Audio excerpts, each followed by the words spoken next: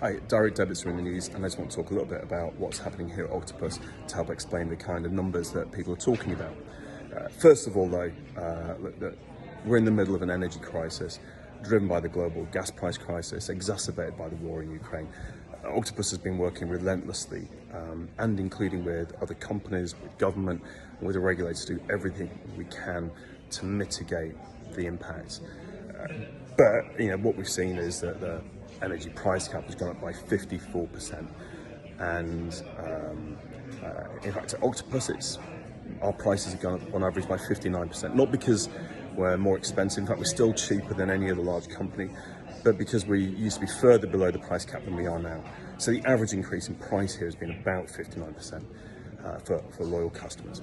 Now if we look at customers' direct debits, on average customers who are with us in credit on the flexible tariff have seen their direct debits go up by 59%, exactly the same as the price rise. So exactly as you'd expect, the average increase in direct debits is the same as the average increase in prices.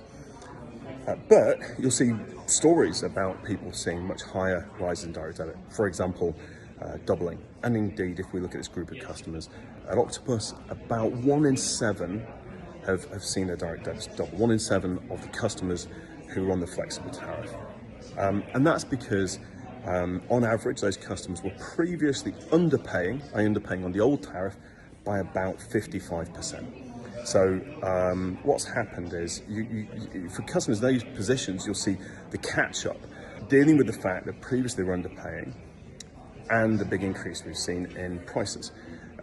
Now, if you are curious about why people can underpay by as much as 55%, it's because a lot of people, for example, they might have been in credit and the underpayments would be eating into their credit.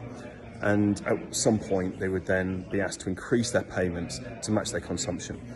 And the price rises have basically brought that moment forward because obviously they eat into the credit far faster and it won't last as long.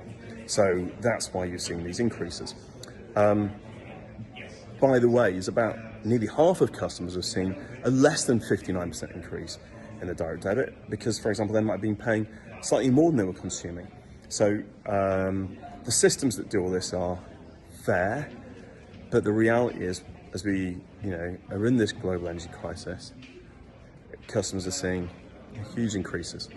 And what really matters is the work that companies like ours can do with government, with the regulator, to try and find new ways to mitigate and reduce the impact for people. I hope that's helpful. I'll come back with more videos with more questions answered. Thank you.